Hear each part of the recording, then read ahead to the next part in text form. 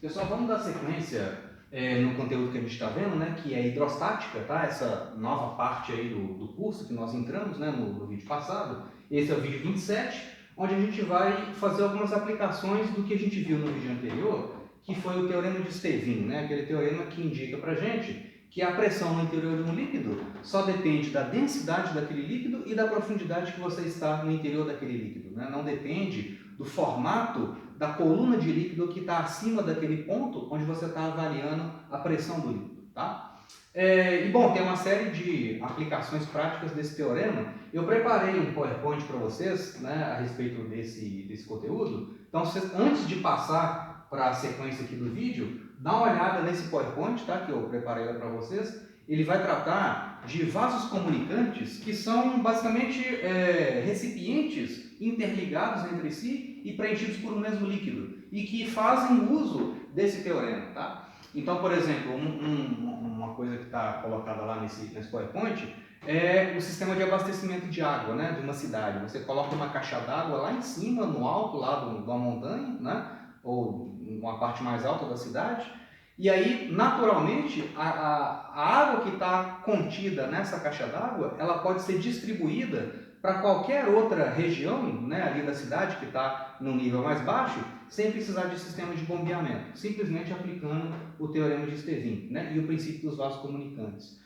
Um outro dispositivo também que é útil e que aplica essa ideia, aplica esse teorema, são os sifões que a gente utiliza em vaso sanitário, que utiliza em pia da cozinha da nossa casa, né, que evita mau cheiro e tudo mais. Então tem uma série de exemplos práticos de aplicação do teorema de Stevin e que está colocado lá nesse PowerPoint. Então vocês assistam ele primeiro, né, acessem ele primeiro, antes de seguir aqui com os exemplos, tá legal? Depois que terminou de assistir, a gente discute então esse exemplo aqui, tá? Começando por uma aplicação bem prática do teorema de Stevin, que é o densímetro, né? Um densímetro, basicamente, ele é um vaso comunicante, né? Você tem dois recipientes aqui, né? Duas colunas preenchidas por líquido e interligadas por um encanamento, né? Então você tem dois tubinhos verticais interligados. Isso é um vaso comunicante em forma de U, né?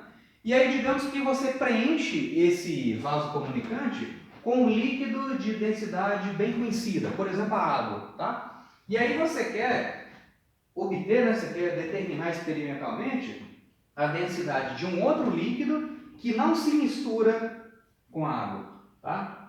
Uma das possibilidades é utilizar esse dispositivo em forma de vaso comunicante, tá? Como que funciona isso, né? Você preenche inicialmente esse tubo com líquido de densidade ρ da água, por exemplo, né, que é uma densidade conhecida, e aí você coloca aqui do outro lado, numa dessas colunas do tubo, o líquido que você quer, o líquido desconhecido, né, cuja densidade você quer determinar, tá?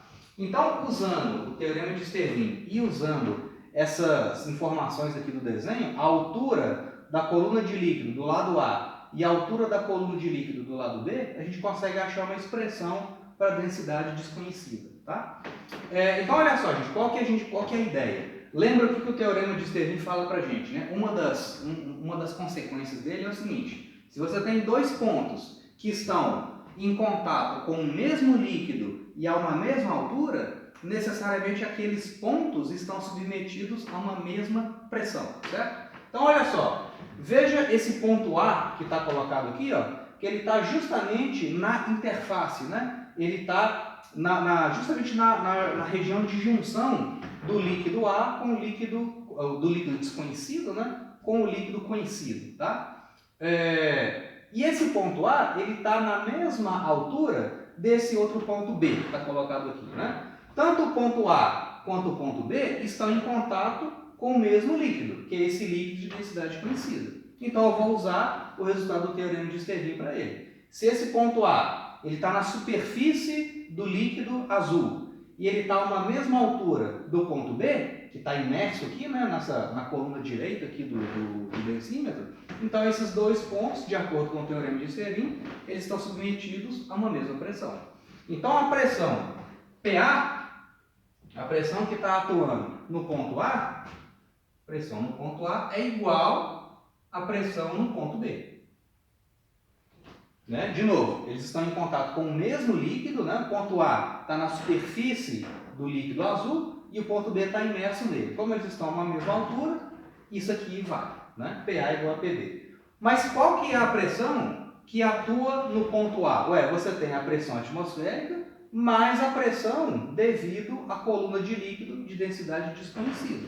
Então a pressão no ponto A é a pressão atmosférica, é o PATM, mais a pressão apenas devido à coluna de líquido de densidade ρx. Qual que é a expressão, de acordo com o que a gente viu no vídeo anterior, né? Como que é a expressão para pressão devido a uma coluna de líquido? É a densidade do líquido, que é ρx,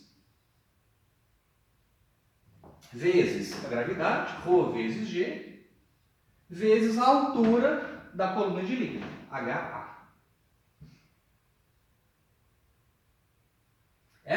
Esse termo, densidade do líquido vezes gravidade vezes altura, a gente chama de pressão manométrica, né? Ou seja, é a pressão no ponto A devido apenas à coluna de líquido, né? Essa pressão manométrica somada com a pressão externa, que é a pressão atmosférica, né? Vai me dar a pressão total no ponto A, né? E a pressão no ponto B? A pressão no ponto B é devido à pressão atmosférica também, né? É o PATM, mais a pressão manométrica, né? A pressão devida a essa altura de líquido aqui, ó, que é o ρ do líquido conhecido, né? Ρ do líquido A, vezes G, vezes a altura do líquido no lado, né? Desse lado, desculpa, aqui vai ser HB, né? HB. Então, densidade do líquido conhecido vezes o G, vezes a altura da coluna de líquido que está acima daquele ponto, né? Então aqui, ó, eu vou poder cortar, né, pressão atmosférica aqui, vai cortar com essa. Então eu vou ter o seguinte, né, eu vou ter aqui densidade do líquido desconhecido, ρx, vezes G, vezes HA, vai ser igual densidade do líquido conhecido, vezes G, vezes HB. Né? E HA e HB você mede lá no seu laboratório, lá no seu experimento. Né? Então a densidade do líquido desconhecido, aqui vai cortar o G, né? Vai cortar esse G aqui com esse aqui. Então a densidade do líquido desconhecido é simplesmente o que? A densidade do líquido conhecido, por exemplo, a água, né? Densidade da água, vezes HB sobre HA.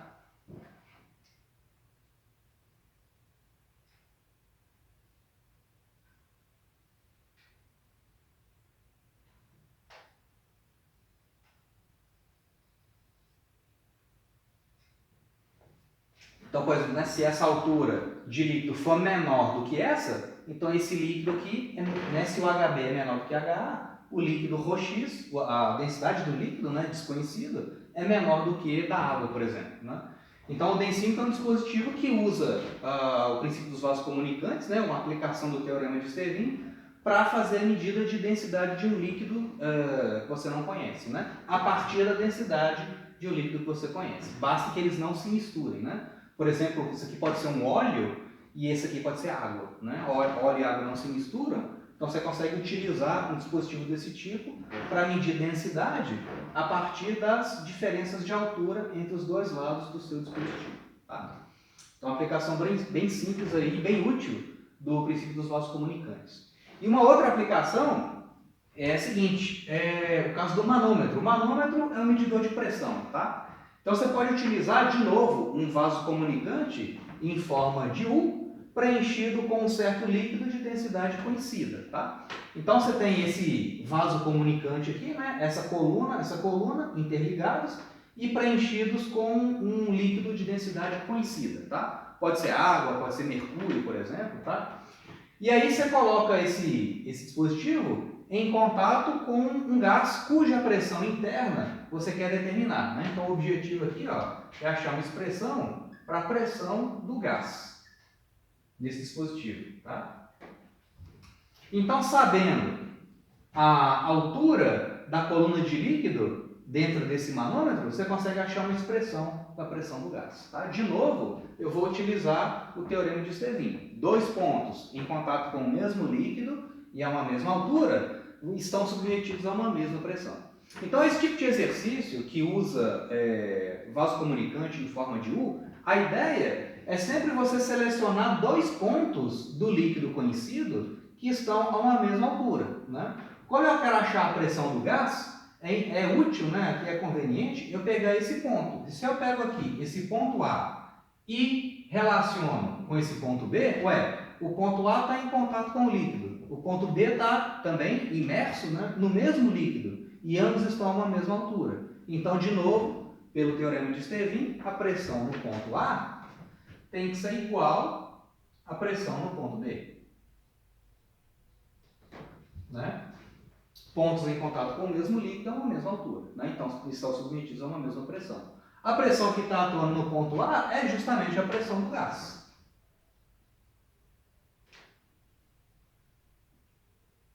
Que é o que eu quero achar. A pressão que está atuando no ponto B é a pressão atmosférica mais a pressão manométrica, devido a essa altura da coluna de líquido. Né? Então, você vai ter a pressão atmosférica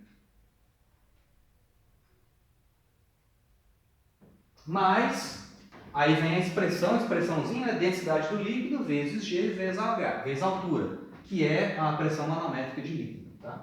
Então, eu vou do líquido vezes G vezes H.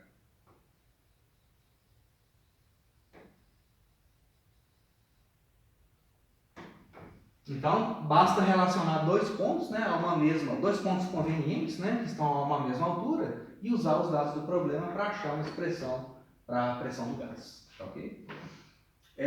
Usualmente, né, os dispositivos costumam indicar para a gente a pressão do gás em relação à pressão atmosférica. Né? Você vê ali que é o seguinte, a pressão do gás menos a pressão atmosférica é justamente a pressão manométrica da coluna de líquido. Né? Eu vou do líquido vezes G vezes H. Ou seja, né, isso aqui seria o tanto que a pressão do gás supera a pressão atmosférica. Você vê que essa diferença é justamente devido a... Essa diferença é medida pela pressão manométrica do líquido. Okay?